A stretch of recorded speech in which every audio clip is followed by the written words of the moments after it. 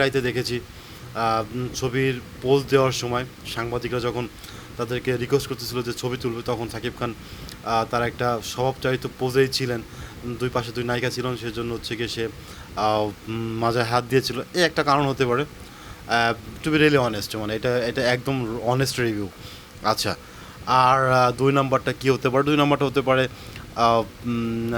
Intentional দিয়েছে, কিন্তু হচ্ছে গিয়ে তাদেরকে নর্মালাইজ করার জন্য। না, আমি তোমাদের সাথে আছি, don't worry about the anything, about the press, about the question. দুই নাম্বারটা এরকম হতে পারে। আর তিন নাম্বারটা কীরকম যেমন হতে পারে, তিন নাম্বারটা হতে পারে যে এক বিষয়টাকে মানে তাসনিয়া ফারিন এবং জ্যোতির্ময় কুণ্ডু মানে অ্যাজ আই থিঙ্ক যে তারা হয়তো এত এত বড় এতগুলো ক্যামেরা কখনো সামনে কখনো একসাথে হয় নাই। অলমোস্ট এক দেড়শো ক্যামেরা ছিল, হিউজ জার্নালিস্ট ছিল, অনেক বেশি কোশ্চেন আসতেছিল। প্রিন্স বাজে পারফরমেন্স করছে, সেই নানান বিষয়ে কোশ্চেন আসতেছিল।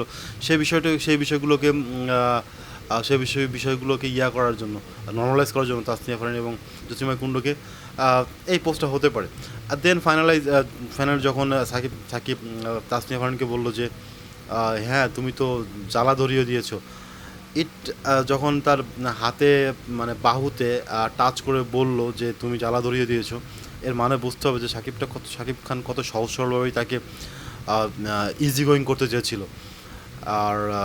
আর যখন জ্যোতির্ময় কুণ্ডুকে বললো যে তুমি তো পরি হয়ে গিয়েছো, এবং আপনি একটা জিনিস খেয়াল করবেন, সাকিব খানের অ্যাড্রেসিং কী ছিল কিন্তু ম্যাডাম বলে। তো ম্যাডাম মানে হচ্ছে গিয়ে তাকে অবশ্যই ভদ্রের সহিত কথা বলতেছিল সাকিব খান, কোনো ডিসরেসপেক্ট ওইখানে কিন্তু ছিল না। সাকিব ইন্টেনশনালি ওইটা মাজা ব্যাড টাচ করবে, এটা আসলে ভাবনাতেও আসে না কারোর। সিরিয়াসলি বললাম, I never think about this যে Shakib Khan publicly bad touch করবে নায়িকাদেরকে। এটা আসলে মানানোর কোনো সুযোগই নাই।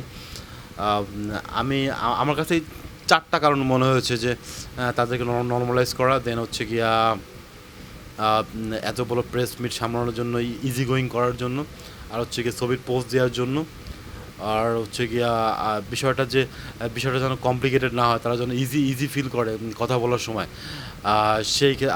সেই ক্ষেত্রে থ্যাংক ইউ।